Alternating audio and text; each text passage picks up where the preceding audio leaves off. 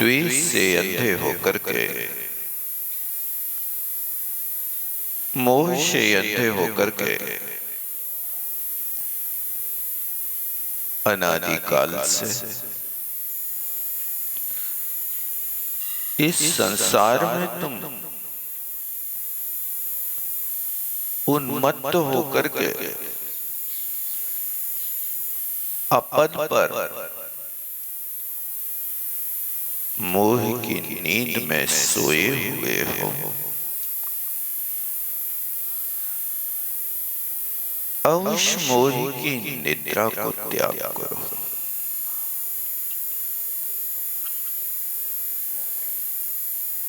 क्योंकि आंखों से अंधा होने वाला व्यक्ति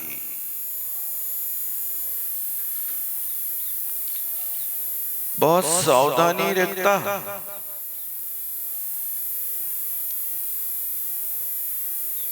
आंखों का अंधा जब तक आगे की जमीन नहीं टटोल लेता तब तक अपना कदम नहीं बढ़ाता। ये आंखों से अंधा बहुत सावधानी रखता, आगे की जमीन भी टटोलता है, लेकिन यहां पर जो राग से अंधा होता है उस व्यक्ति को अपने हृदय को टटोलने का समय नहीं रहता।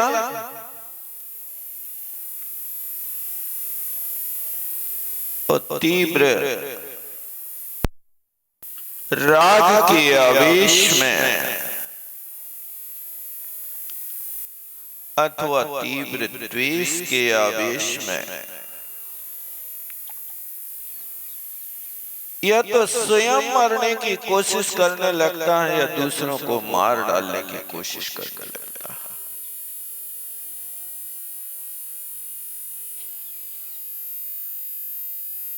ये राग के अंधे लोग विवेक के अभाव में बहुत अनर्गल कर बैठता है। इसलिए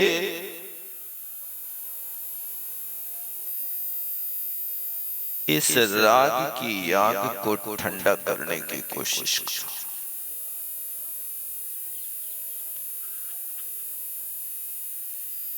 और द्वेष भी एक ऐसी वस्तु है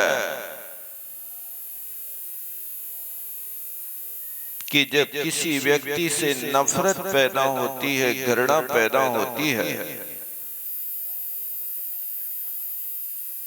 तो फिर सामने वाले व्यक्ति के साथ बहुत अनुचित व्यवहार कर बैठता है।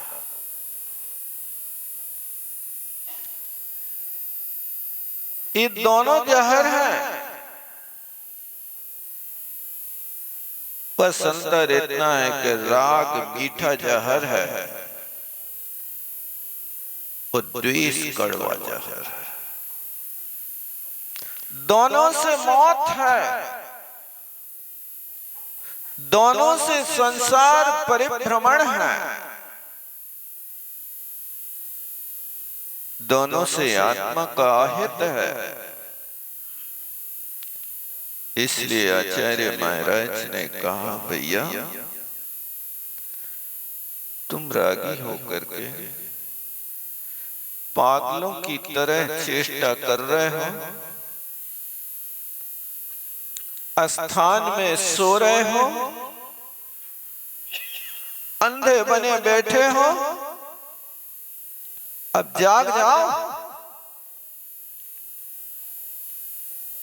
कब तक सोते रहोगे? और ये जागने का अवसर सिर्फ हुआ करता है तो एक मनुष्य गति में कर्म भूमि के क्षेत्र में आर्य खंड में ही हुआ करता है।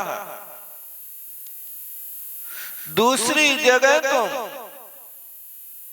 सम्यक दर्शन तो प्राप्त कर सकते हो, लेकिन संयम को प्राप्त नहीं कर सकते।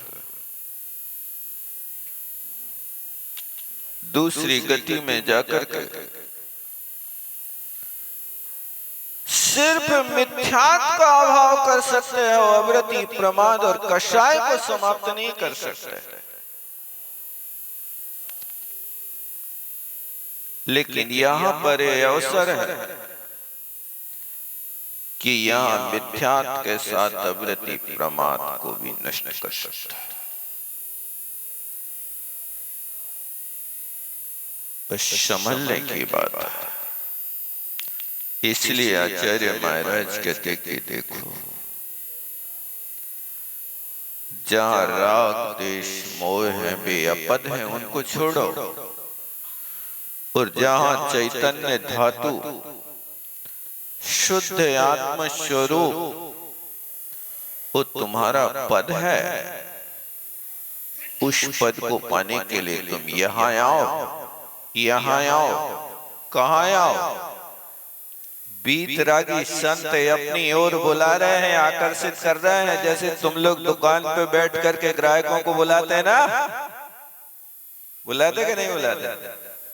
यहाँ आओ, यहाँ आओ, बाजार से 2 पैसा कम में पाओ, 2 पैसा के आधे पैसा, 50% डिस्काउंट। तो भी कमा रहे, कच के कमा रहे, दान कर रहे। आचार्य महाराज भी देखो कह रहे हैं, इता इता पदम इदम इदम। ये बहुत ऊंची दुकान है।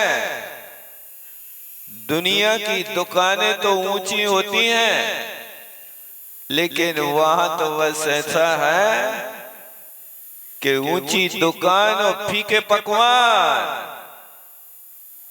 यहाँ तो दुकान भी ऊंची है और माल भी ऊंचा है और रेट भी एक है। स्थायी भावत्व में तो तुम स्थायी भावों को प्राप्त हो जाओ, वो शुद्ध माल मिलता है, कोई मिलावट नहीं। आज के बाजार में तो हर चीज में मिलावट है, तुम्हें शुद्ध जहर भी नहीं मिलेगा। बड़ी समस्या है आज के समय। तो इस बात को आचार्य महाराज ने बहुत स्पष्ट शब्दों में कहा कि ये तुम्हारा पद है और उस पद को पाने की कोशिश करो। तो कहते हैं कि नाम तत्पदम, ओ परमात्म पद क्या है, ऐसा प्रश्न करते हैं। उस प्रश्न के उत्तर में आचार्य महाराज अगली गाथा कहते हैं 203 नंबर की। यहाँ पर तुमने जो कहा था कि येदम येदम पदम इता इता, ये है तुम्हारा पद, ये है तुम्हारा पद, यहां आओ, यहां आओ। तो शिष्य ने पूछ लिया, वो पद कौन सा है बताओ। अब पूछा है तो आचार्य महाराज तो यही प्रतीक्षा में थे कि प्रच्छक पूछे तो, क्योंकि जिसके अंदर पूछने की भावना जागृत हुई है, मतलब पूछने वाला है, तो वो सुन रहा है, सो नहीं रहा है। इसलिए आचार्य श्री अपने प्रवचन में बार बार कहते, सुन रहे हो तो कहो। पूछते ना, भी जगाते हैं बार बार, क्योंकि बहुत जल्दी नींद आती है। लोगों को ऐसे स्थान पे अच्छी नींद आती है। आचार्य श्री के पास एक व्यक्ति आया वैसे, और उसने कहा, महाराज आपके प्रवचन सुनते हैं तो नींद आती है, और पत्नी के वचनों को सुनते हैं तो नींद उड़ जाती है।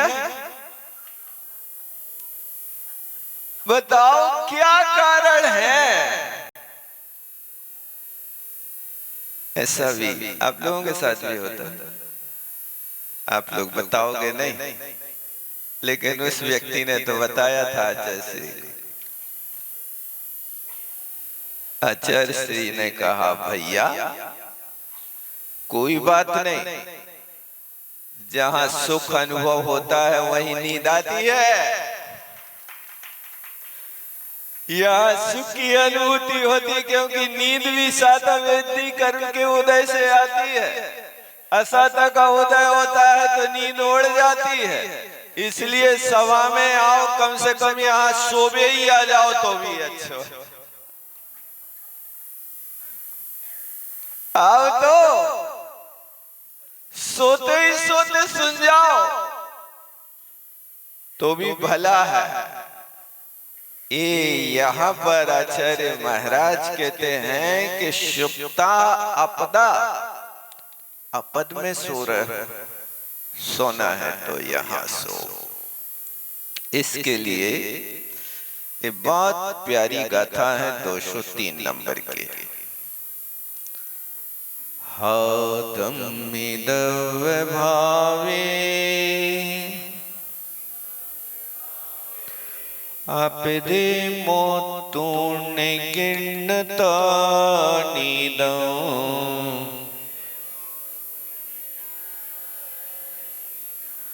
थिर मेघ मिवं भावं, ओ विलपन्तम सहावीणा।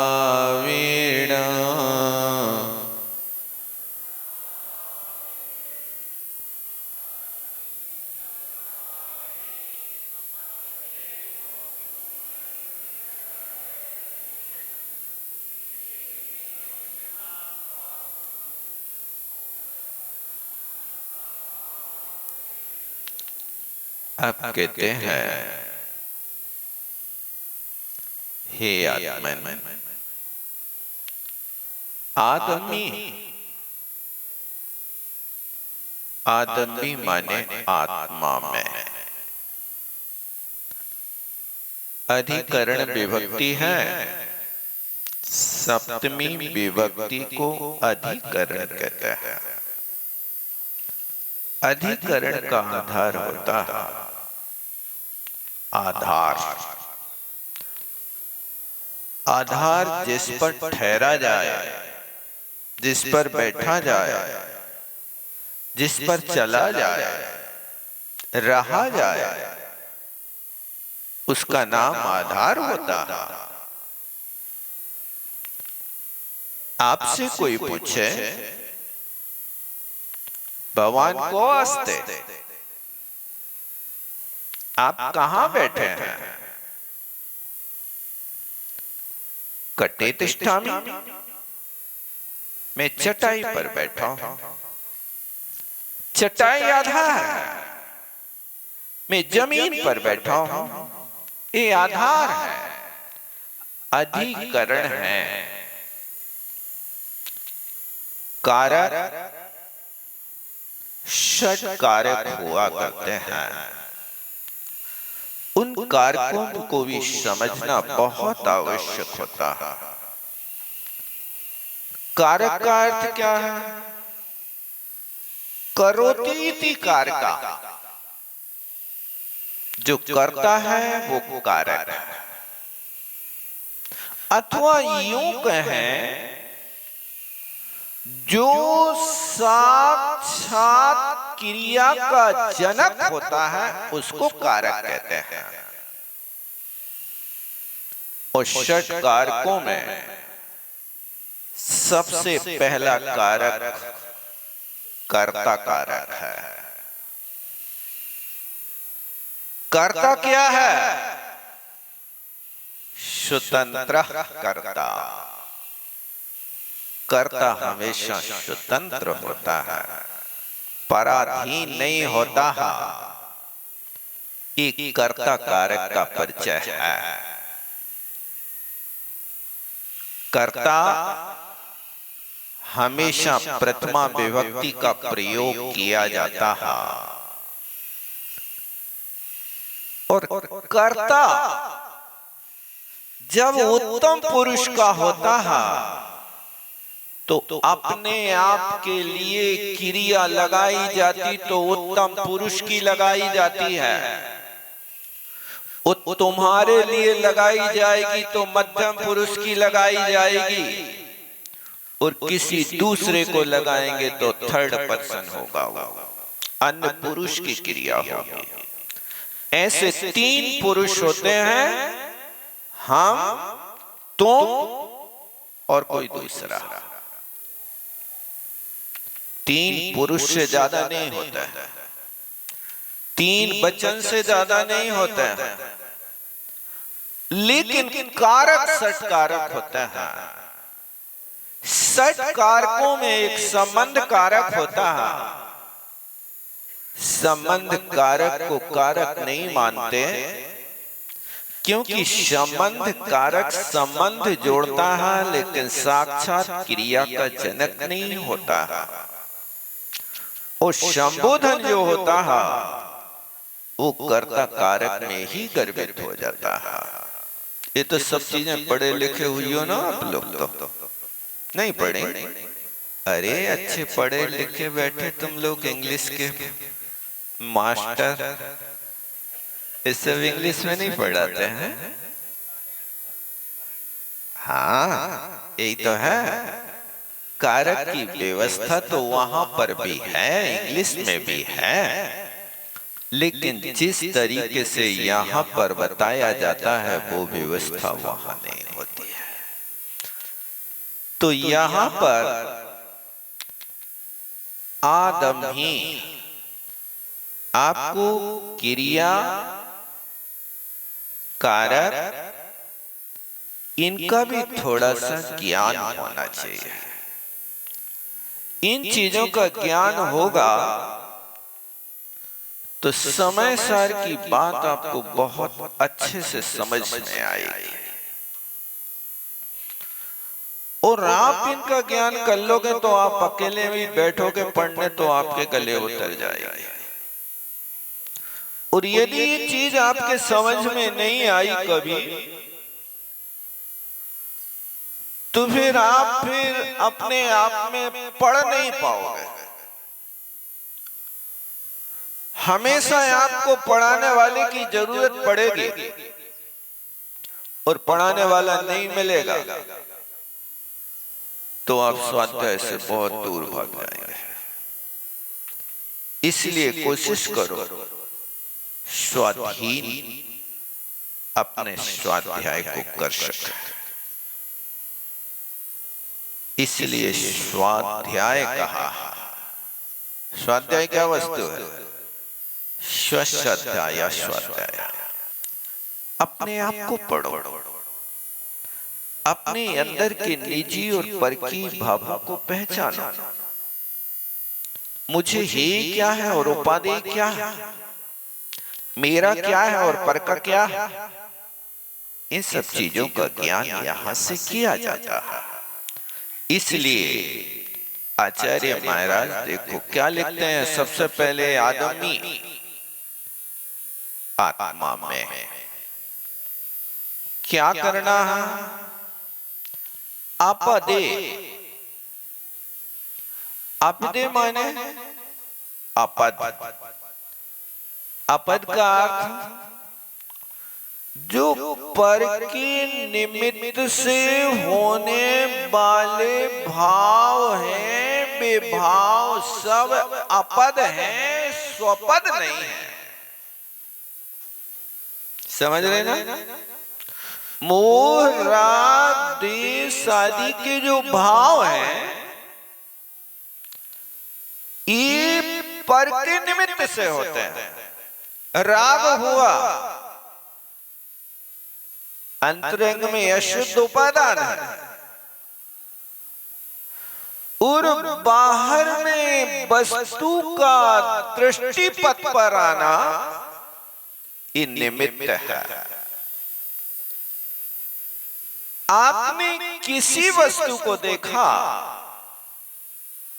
और उस वस्तु को देख करके राग करने लगे,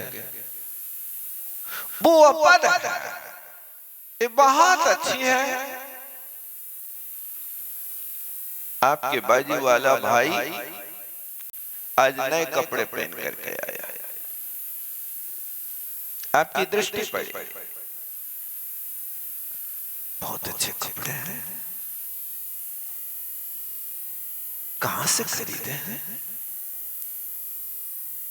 कहां का बना है, कितने का खरीदा है, इस सारा का सारा चिट्ठा आपने उससे पूछ लिया। क्या हुआ? ये अपनी आत्मा सुपद को छोड़ करके पद पद में उड़ गई, चली गई। जैसे उस पर वस्तु को देख करके आपको ये लगा बहुत अच्छा,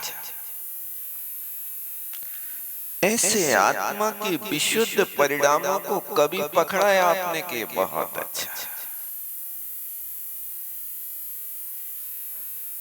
इस तरह से आप जैसे उस कपड़े से पूछ रहे कि ये कपड़ा कहां से आया, ऐसे विभाव भाव को कभी आपने अपने आप से पूछा कि ये विभाव आया कहां से? बताओ। ये किसी ने विभाव तुम्हारे अंदर डाल दिया अथवा तुम्हारे अंदर से पैदा हुआ? कहां से हुआ बताओ? तुम्हें गुस्सा आ रही तो सामने वाले व्यक्ति ने गुस्सा तुम्हारी आत्मा में डाल दी कि गुस्सा भरी है तुम्हारे अंदर? बताओ क्या है? किसी ने डाल दी गुस्सा तुम्हारे अंदर? नहीं डाल दी, भरी है ना आत्मा में। तो फिर आप सामने वाले व्यक्ति को क्यों पकड़ते हैं? गुस्सा उतार दी, वो चढ़ी तो थी तुम्हारी आत्मा पे, भूत तो पहले से चढ़े थे तुम्हारे अंदर। अब भूत उतारने के लिए कोई सामने वाला चाहिए, और वो सामने वाला कोई निमित्त मिल गया तो तुम्हारा कसाय का भूत उसके ऊपर चढ़ गया।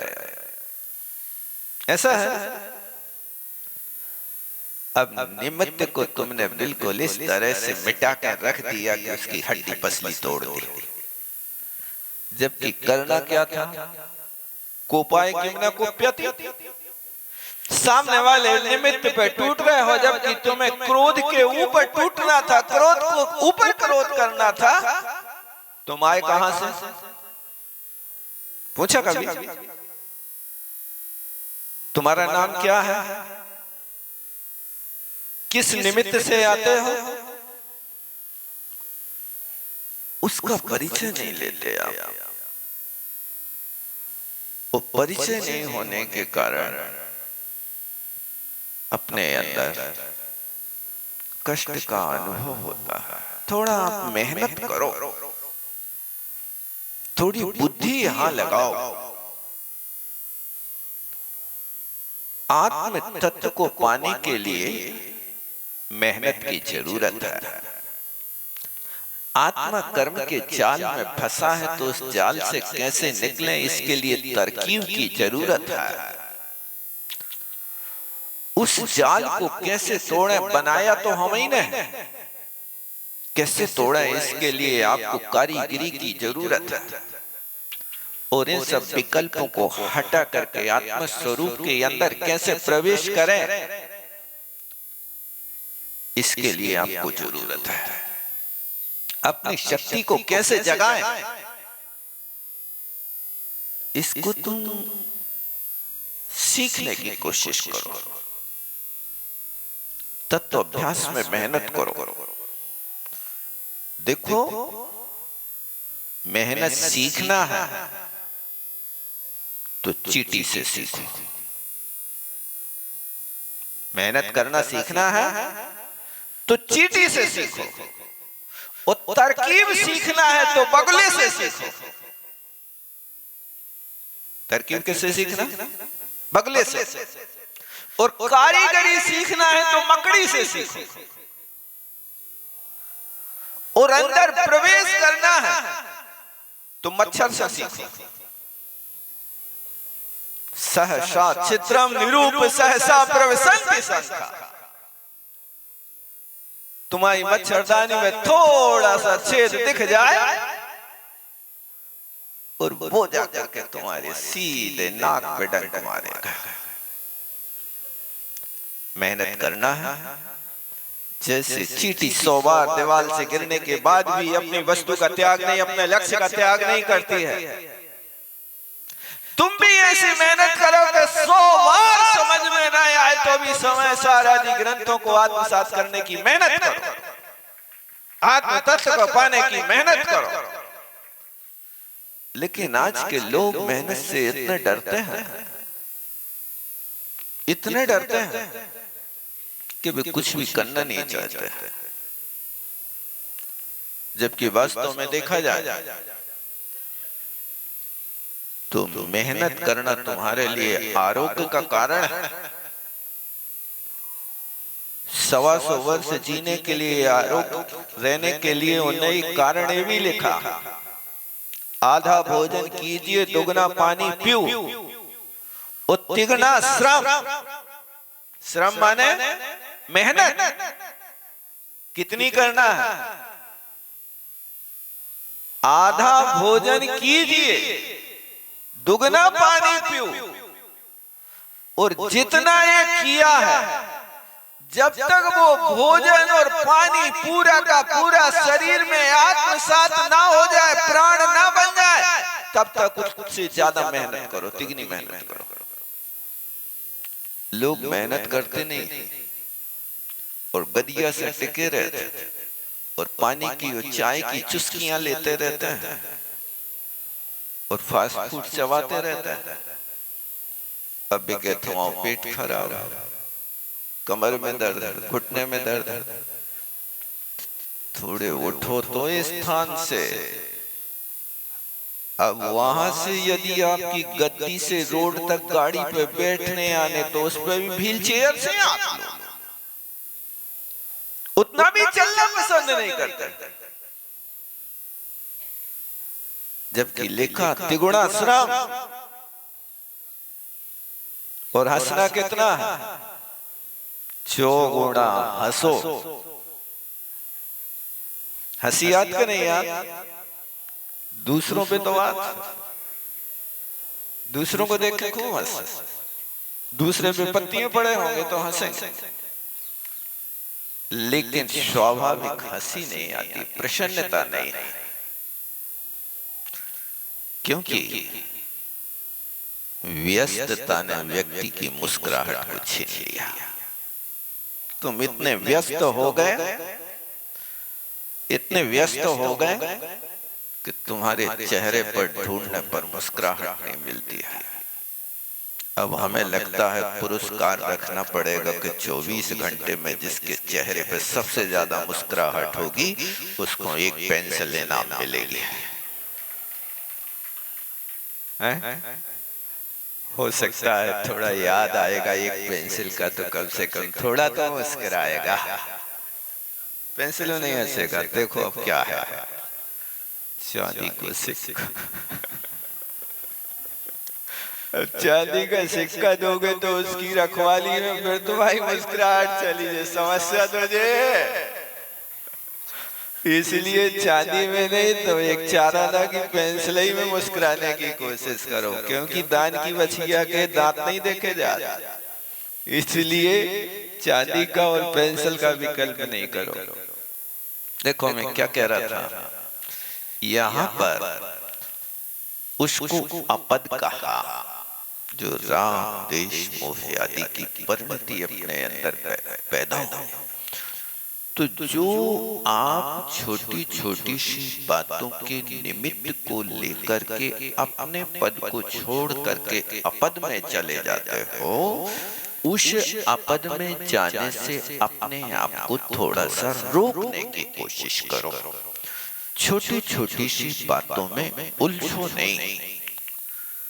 विपरीत परिस्थितियां आती हैं, तो विपरीत परिस्थितियों में कुछ लोग टूट जाते हैं और विपरीत परिस्थितियों में कुछ लोग रिकॉर्ड तोड़ देते हैं। आप क्या कर रहे हो? टूट रहे हो कि रिकॉर्ड तोड़ रहे हो? बताओ क्या कर रहे हो? आप छोटी सी विपरीत परिस्थिति आती है, आप टूट जाते हो। अब कल से हमने जो है भोपाल में एक बिटिया प्रवचन सुनने आती थी चौक में। अब वो एक दिन आई, सो वहां भीड़ भाड़ में उसकी गाड़ी दो ट्रकों के बीच में फंस गई। अब वो गाड़ी फंसी तो नहीं, एक्सीडेंट नहीं हुआ, मतलब थोड़ा सा एक दो अंगुल का डिस्टेंस रहा होगा। अब वो इतनी घबरा गई और क्या गई, महाराज अब तो कान पकड़े, अब तो नहीं आया प्रवचन सुनने। मैंने कहा देखो, तुम प्रवचन सुनने आ रही थी इसलिए दो पाटों के बीच में साबुत बच गई। जी काहे नहीं सोच रही? प्रवचन सुनने आ रहे थे इसलिए तो आप ऐसी विषम परिस्थिति में बच गई। काश और दूसरे स्थान पे जा रही होती तो चटनी बन जाती, तो का छोड़ती? फिर बताओ, प्रवचन छोड़ देते? ये बड़ी विषमता। अच्छे कार्यों के लाने यहाँ है, वो थोड़ा सा कांटो लग जाए तो फिर मंदिर आओ बंद कर। ये नहीं सोचे कि जहां तुम्हें तलवार लगने वाली थी वो कांटे में निकल गए, मंदिर जा रहे थे। ये थोड़ी सोच तो बदलो। आपकी सोच अच्छे कार्यों से इस तरह छूट जाती है और मंडी जाते समय यदि दो ट्रकों के बीच में फंस जाती तो नियम कर लेते कि आवाज से मंडी न जाए, हम तो बिल्कुल त्याग कर रहे हैं। नहीं, वहां तो ये प्राण भी कंठ में आ जाए तो मंडी नहीं छोड़, लेकिन प्राण सुरक्षित बच जाए तो मंदिर छोड़ना। यही तो लोगों की ना समझे। आप समझदारी से काम करो, इसलिए मेहनत करना सीखो। चीटी से चीटी त्रियांश है, लेकिन वो कभी नहीं थकती है,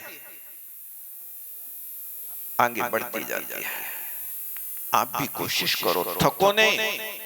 जो व्यक्ति थक गया वो जवान होकर के भी बूढ़ा हो गया, और जो व्यक्ति बूढ़ा होकर के भी अभी मेहनत कर रहा है वो व्यक्ति बूढ़ा होकर के भी जवान है। मेहनत करने अच्छे कार्यों के लिए मेहनत करो, और चीटी से मेहनत करना सीखो, और बगले से तरकीब सीखो। बगले से कपट नहीं सीखना। तन मेला मन उजला, बगला कपटी रंग, बासु तो कागा भला, तन मन एक ही रंग। कपट नहीं सीखना, लेकिन तरकीब देखो कि अपने लक्ष्य को पाने के लिए एक पैर पे खड़ा, एकाग्र है। दुनिया निकल जाए तो भी पलक नहीं झपकता। रामचंद्र जी पंपा सरोवर से निकल रहे थे और बगले को एकाग्र चित्त देख करके एक पैर पर खड़े होकर के देख करके रामचंद्र जी लक्ष्मण से बोले, देखो लक्ष्मण, ये कितना बड़ा तपस्वी है, कितनी साधना कर रहा है। पेड़ पर खड़े होकर के एक पैर से बिल्कुल नासाग्र दृष्टि, तुमसे नासाग्र दृष्टि की बात करें तो तुम इधर उधर देखते रहो, क्योंकि निषेध में आकर्षण ज्यादा होता। कोशिश करो कि जैसे तुम नाई के यहाँ बिल्कुल शांत बैठ जाते हो। बैठ जाते कि नहीं? हिलना नहीं, सामने देखो, गर्दन सीधी करो। वो जैसो नचा है वैसो नचत रहे, हिलना नहीं, नहीं तो गाल कटेगा, गर्दन कटेगी। तो जैसे तुम नाई के यहाँ बिल्कुल शांत बैठे रहते हो, पलक भी नहीं झपकाते हो। क्या इतनी शांति से आप कभी मंदिर में बैठ पाते हो? भगवान के सामने बैठ पाते हो? कोशिश करो कि उतने शांत आत्म स्वरूप को पाने के लिए भी बैठने की कोशिश करो। तरकीब सीखो तो अपने अंदर तो गुण ग्रहण का भाव रहे। व्यक्ति विशेष से संबंध नहीं है कि बगला से का सीख रहे, नहीं, कला जहां मिले वहां से सीख लो। तरकीब सीखना है तो बगले से सीखो। ऐसे शांत बैठ करके अपने लक्ष्य को प्राप्त करने की कला सीखो।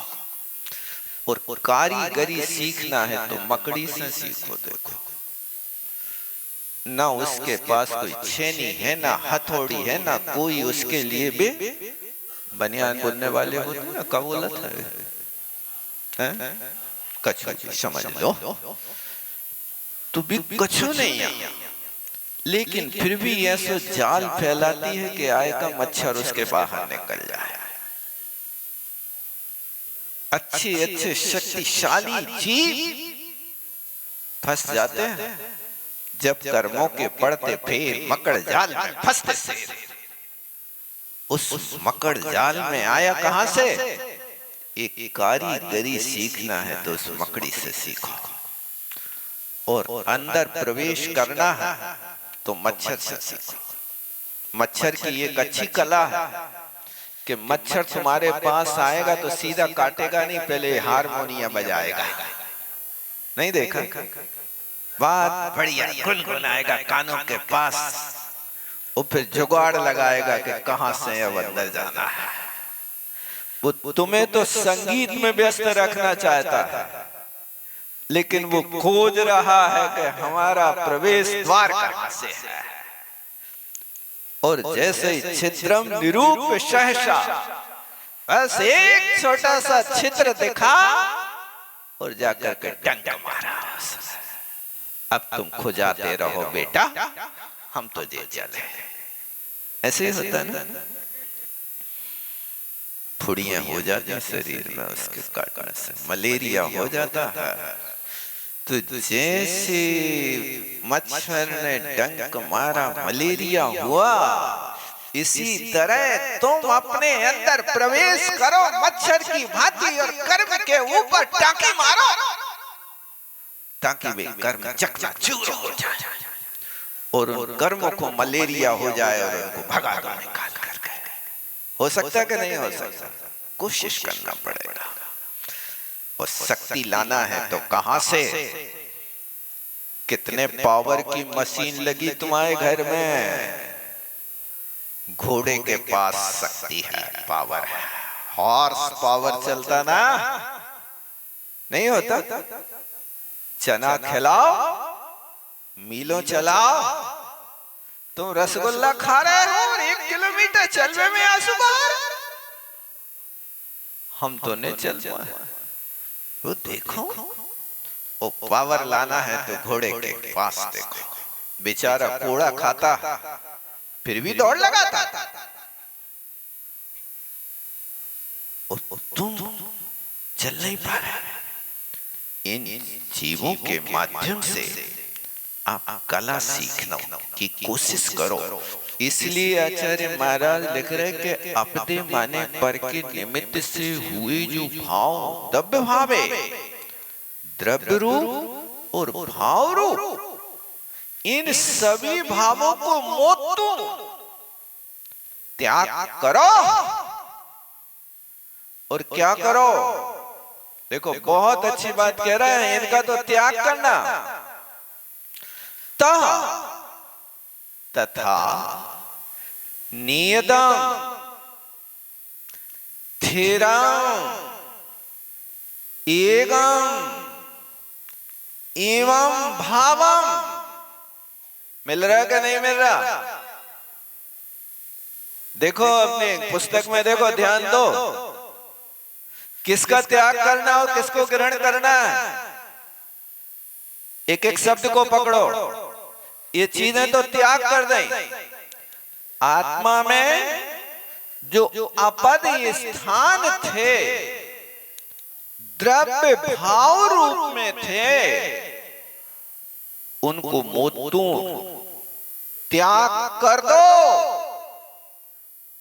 तथा नियतम जो निश्चित है, स्थिरम स्थिर है, एकम एक भाव है, द्वितीयो नास्ति जिसमें कोई दूसरा प्रवेश नहीं कर सकता, एकम एक भाव। उत्साहेण उपलब्धंतम भावम, और जो स्वभाव से ही उपलब्धंतम उपलब्ध है, स्वभाव से उपलब्ध, कहीं बाहर नहीं जाना है आपको प्राप्त करने के लिए। उस स्वभाव से उपलब्ध होने वाले भावम गिणना, उस भाव को ग्रहण करो। देखो आचार्य महाराज ने क्या दूध का दूध और पानी का पानी किया है। किसको ग्रहण करना है, किसको त्याग करना है। ये ग्रहण और त्याग की कला, जैसे आप गृहस्थी में रह करके काम करते रहते हो, रोज लेना देना करते हो, क्या लेना है क्या देना है, क्या छोड़ना है क्या ग्रहण करना है, ये प्रतिपल आपके साथ चलता है। नहीं चलता? मंदिर में आते हो, चांदी के बर्तन है, बहुत बढ़िया द्रव्य लेके आए हो, लेकिन अब मंदिर में का चढ़ाने और का वापस ले जाने, भैया बताओ। बर्तन तो चढ़ा भी लायक है, ग्रहण कर भी लायक। क्या चढ़ा रहे? द्रव्य चढ़ा रहे, और बर्तन का कर रहे? हम ग्रहण कर रहे हैं। बर्तन तो वापस ले जाएंगे। नहीं, जो कुछ लाए हो घर से वो पूरे को पूरे चढ़ाओ। तो चांदी के बर्तन रोज कहां तक चढ़े हैं भैया? ये हे उपाधि को ज्ञान है कि नहीं? मोतून द्रव्य को छोड़ दो और बर्तन को ग्रहण कर लो, वे वापस ले जाओ। इसी तरह आचार्य महाराज कह रहे हैं कि जो राग देश मोह की परिणतियां हैं, ईर्षा द्वेष है, जो अंदर भट्टियां जल रही हैं। भट्टी जल रही कि नहीं जल रही? काय की भट्टी जल रही है? सब कुछ आपके शरीर में प्रतिपल तीन ऋतुएं हो रही हैं। आंख गीली, आंख ठंडे और दिल में आंधियां एक संग, तीन मौसम ओढ़ता है आदमी, दौड़ते ही दौड़ते दम दौड़ता है आदमी। आंख गीली है, कौन सी ऋतु है? वर्षा ऋतु चल रही है। आंख ठंडे हैं, कौन सी ऋतु है? शीत ऋतु है। और दिल में राग देश के तूफान उठ रहे हैं, कौन सी ऋतु आ गई? कब उठता है तूफान? ग्रीष्म काल में उठता है। ये तीनों ऋतुएं तुमने एक साथ ओढ़ रखी हैं। उसके लिए यहाँ पर कहते हैं, देखो कि इसमें ग्रहण और त्याग की बात है।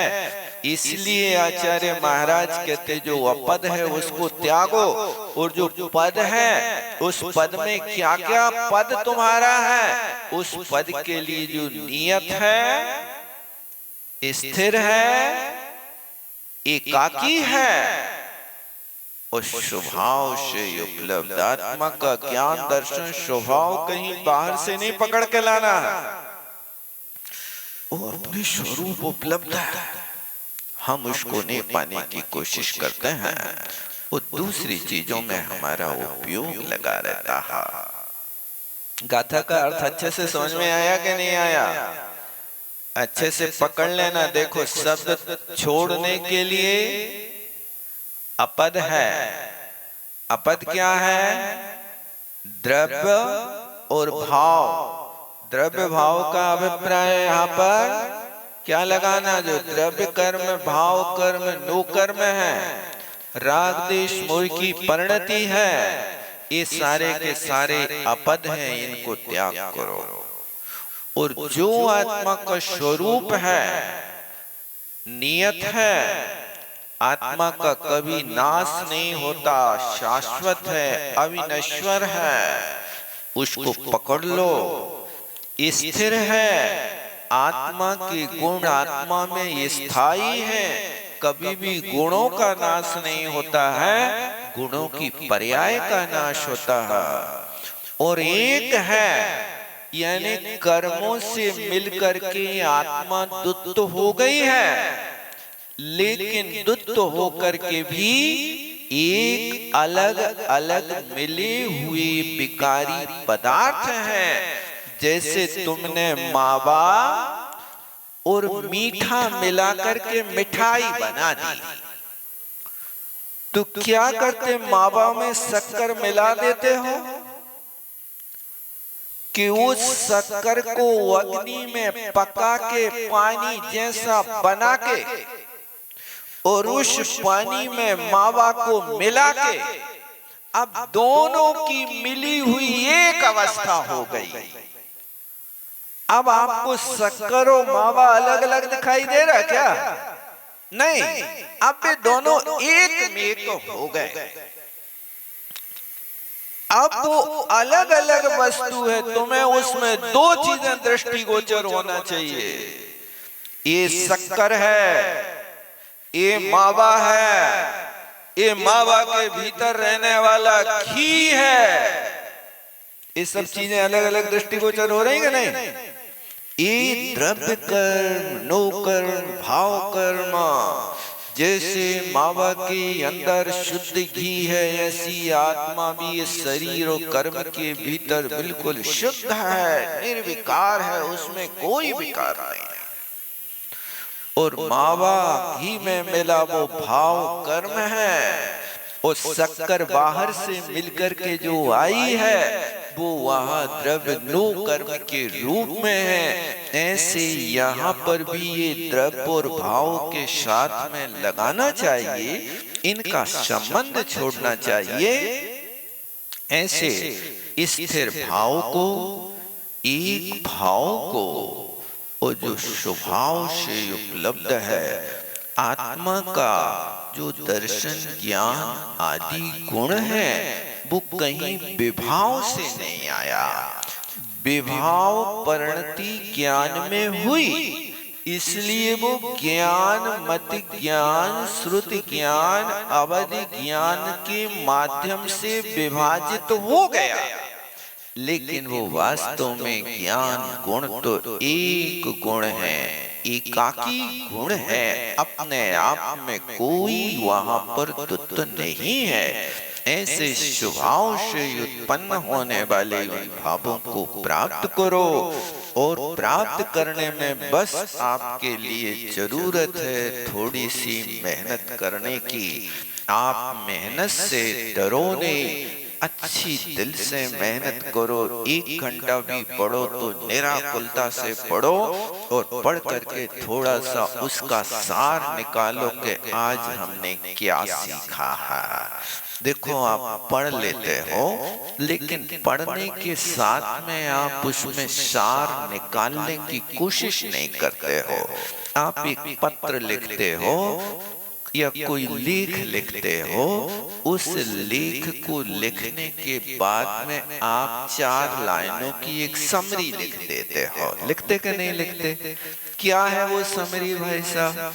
यानी इसका तात्पर्य है, पूरा का पूरा तुम लेख ना पढ़ पाओ तो कोई बात नहीं, ये 4 लाइनें तो पढ़ लो भैया। इसी तरह तुमने यहाँ 4 पेज शास्त्रों के पढ़े, उन 4 पेज में से कम 4 लाइनों को सार निकाल लो। वो 4 लाइनों का सार क्या है? देखो, यहाँ पर वो 4 लाइनों का सार के आचार्य महाराज कहते हैं कि हे आत्मन, तुम इसको ग्रहण करो और उसका त्याग करो।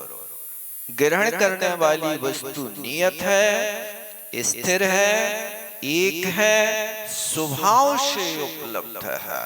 जो स्वभाव से उपलब्ध है उसके लिए तुम प्राप्त नहीं करना चाह रहे हो, और जो विभाव से उपलब्ध है उसको तुम खींचना चाह रहे हो, उसका त्याग करो। ये यहाँ पर कहा। आ जाए जावर्ण के ज्ञान से मस्तक धरूं सदा देत हूँ धो, हे जिन बाणी भारती तो जपो तिन रे, जो तेरो शरणागत सो पावे सुख चैन। देव भजो अरिहंत को गुरु सेवो निर्ग्रंथ, दया धर्म पालो सदा यही मोक्ष का पंथ।